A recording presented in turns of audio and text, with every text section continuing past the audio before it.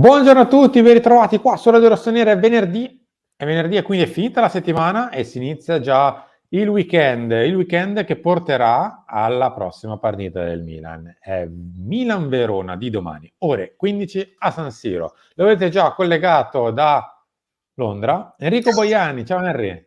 Ciao, buongiorno a tutti, ben ritrovati. No, sono qui oggi perché, insomma, volevo dimostrare che il campo dà le risposte. Il campo dà le risposte perché vi avevamo consigliato Victor Boniface o Boniface, se volete chiamarlo come l'ha chiamato Bea, e sta facendo più gol e assist che partite giocate, alla faccia di chi ci scriveva è scarso. Poi han giocato contro chi han giocato, ieri con Leverkusen, ma lui sta dominando e trascinando le aspirine.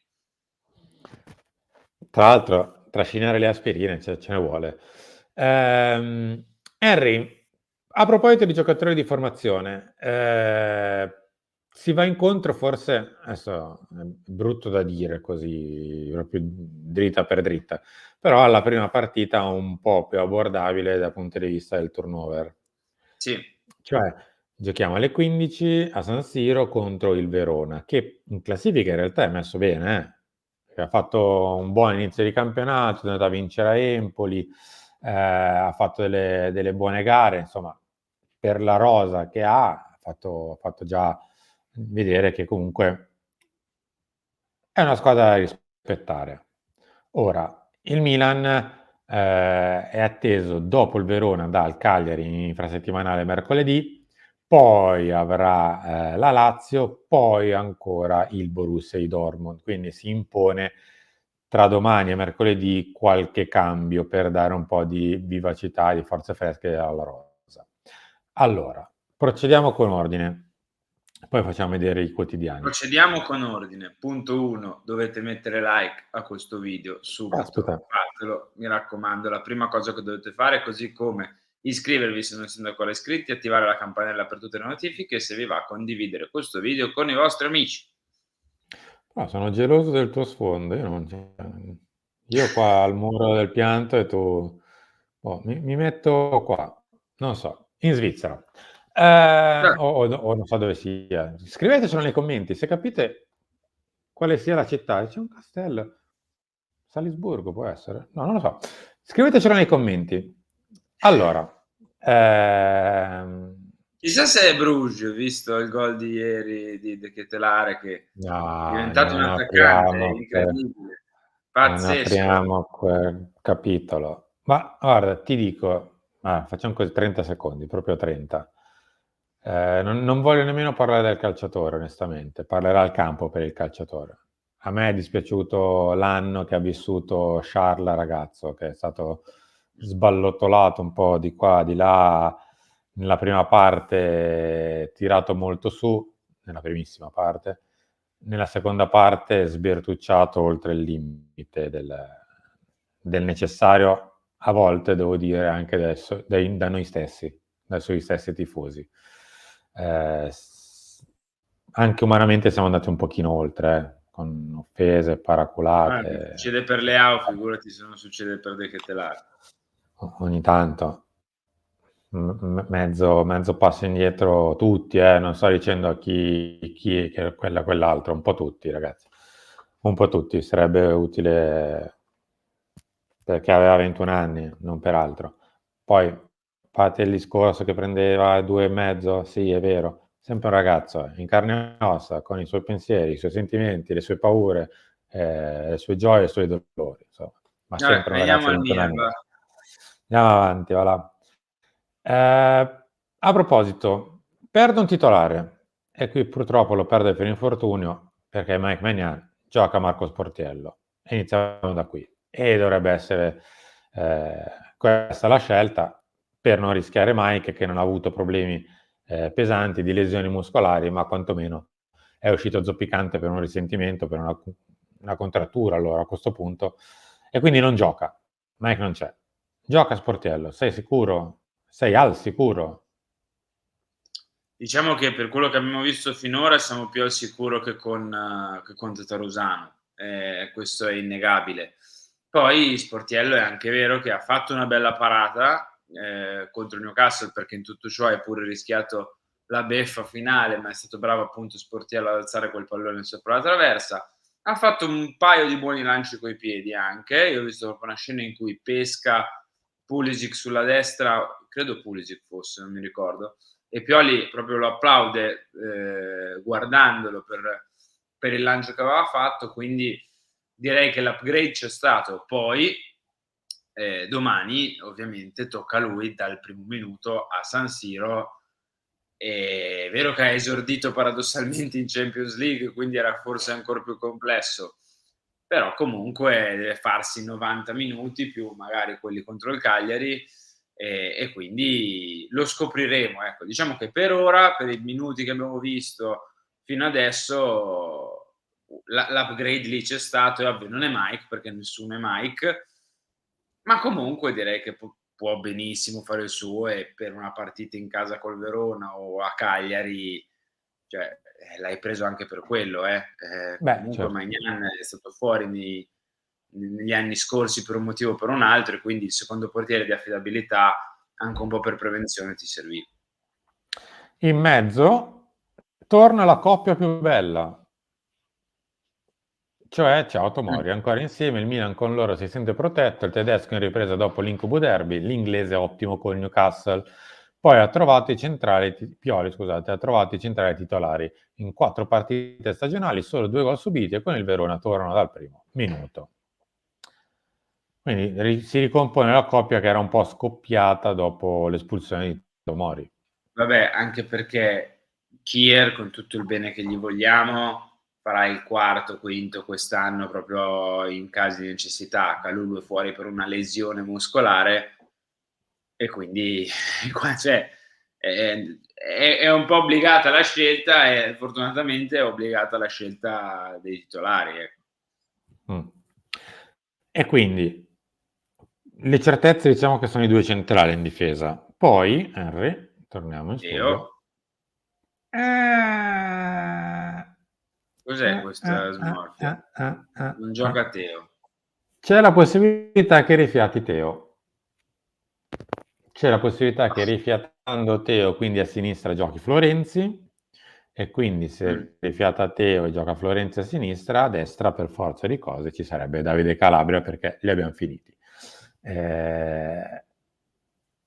Se rifiata Teo, se no rifiata Calabria, Teo a sinistra e Calabria a destra. Cioè la Dici che fanno certezza è 1-1 che in un modo o Calabria, nell'altro, dici che in un fanno modo o 1-1 nell'altro la Calabria e certezza gioca Teo. Florenzi. Sì, ma dici che fanno 1-1 Calabria e Teo, queste Cagliari, cioè una riposa Teo e l'altra riposa Calabria? Dovrebbe, sì, sì, sì, sì, sì. Dovrebbe essere così. Ci può E stare. Non so perché Teo comunque è un giocatore che l'anno scorso non so quante partite ha giocato, giocava praticamente sempre, e cioè, il vice comunque ce l'avevi, per quanto non ti piacesse.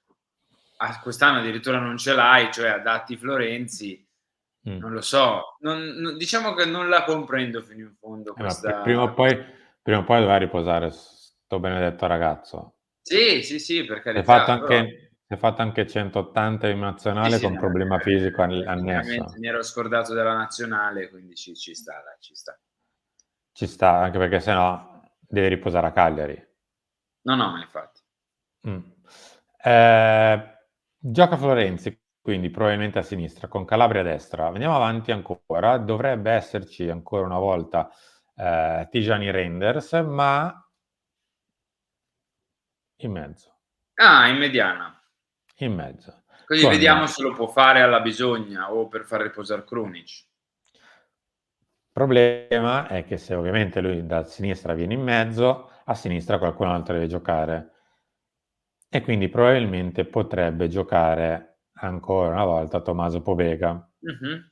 Con a destra Yunus Musa, cioè sarebbe Beh, un centrocampo completamente inedito. un centrocampo inedito, però dalle buone speranze, ti direi, perché Mh, Reinders io credo che possa benissimo fare quel ruolo lì. mh, Se gli vengono date delle direttive di un certo tipo, perché è un giocatore di natura più offensiva, quindi devi un pochino indottrinarlo bene a fare quella posizione lì. A livello proprio di indicazioni, perché a livello di caratteristiche Cioè è un giocatore comunque alto 1,85, di buona tecnica, di grande intelligenza, può farlo. È ovvio che devi dargli le indicazioni giuste, precise e necessarie, perché non è come giocare a mezzala, soprattutto le mezzali del Milan che sono più dalla parte degli attaccanti che dalla parte dei difensori, ecco. Questa è la prima speranza. La seconda speranza è un Yunus Musah che ha giocato molto bene il suo spezzone contro il Newcastle, è entrato benissimo, con personalità, con gamba, con voglia, e quindi è giusto anche dargli minuti, come abbiamo dato per esempio minuti a Chukwueze nelle scorse partite, è giusto che anche lui abbia la sua chance da titolare.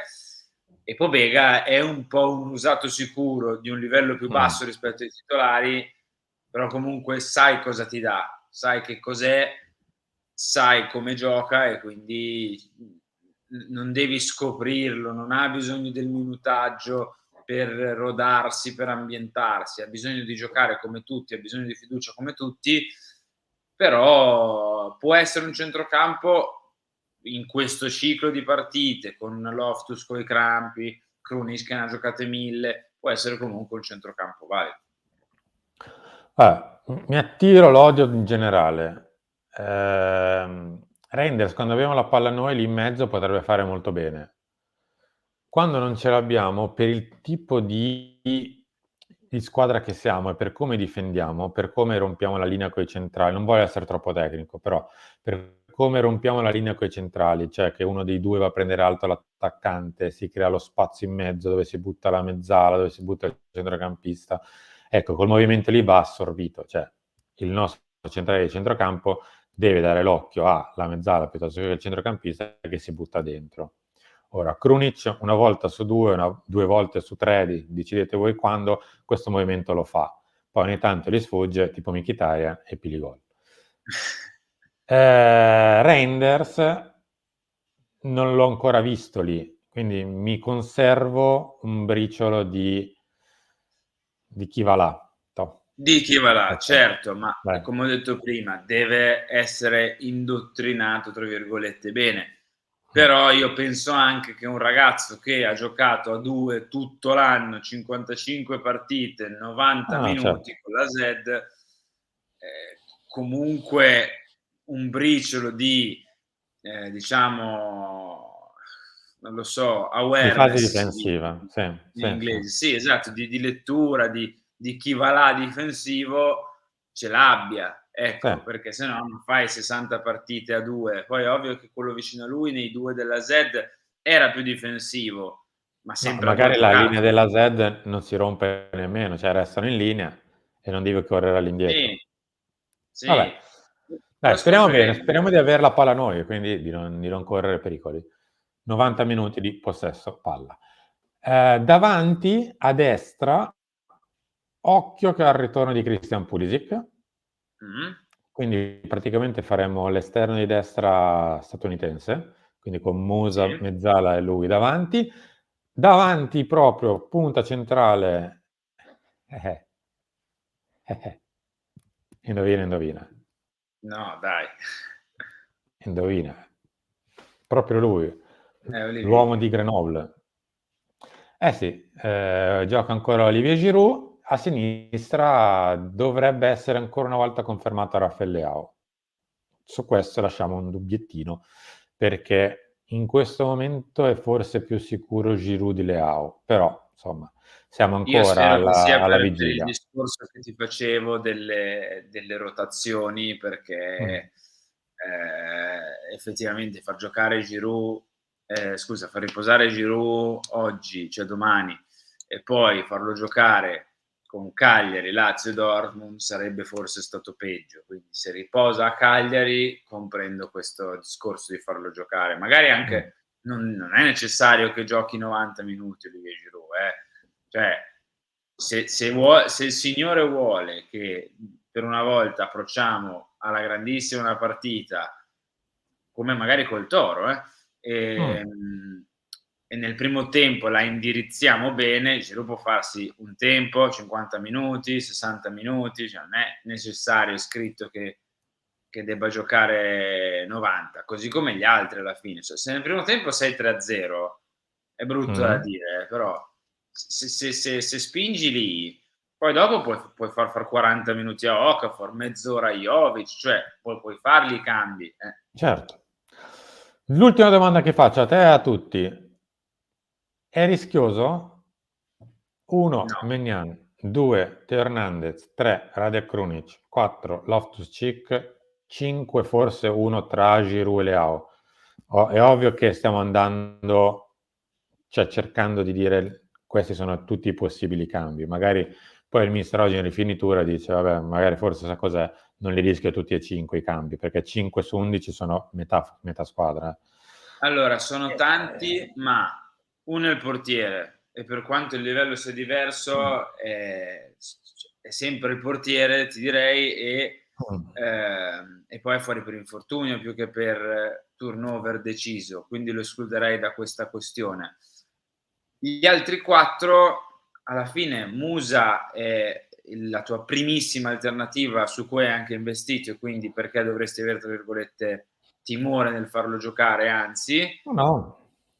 Pobega pure, cioè un giocatore tuo della rosa che è già qua da tempo, che è il tuo quarto, quinto centrocampista e quindi è un giocatore da turnover. Se vuoi fare il turnover, Pobega deve essere un giocatore di affidabilità, poi alla fine davanti sono sempre quelli e se ne riposa uno, comunque tu davanti hai speso tanto, cioè sia per Okafor che per Ciukwueze che per Pulisic, cioè abbiamo sempre detto la forza del Milan quest'anno deve essere spingere tanto sull'aver 15-16 giocatori iper affidabili. Questa partita ce lo deve dimostrare. Harry, noi siamo arrivati in chiusura, quindi ti ringrazio, puoi tornare dallo stadio del Tottenham e tutto, Ma io direi. credo che oggi starò qui perché rimango per il weekend che il Tottenham gioca, direi che. Io rimarrei anche, ma è nuvoloso, quindi insomma, tenderei a tornare a Milano, quindi grazie a tutti per essere stati qui con noi, grazie a te Henry. Ciao, grazie a tutti, il like, la condivisione, l'iscrizione, la campanella e le solite cose. Mi raccomando, lasciateci un commento. Ci vediamo stasera perché non c'è pelle rossonera, ma c'è il talk come al solito, perché è stato ieri l'appuntamento con Carlo. Grazie a tutti, a dopo.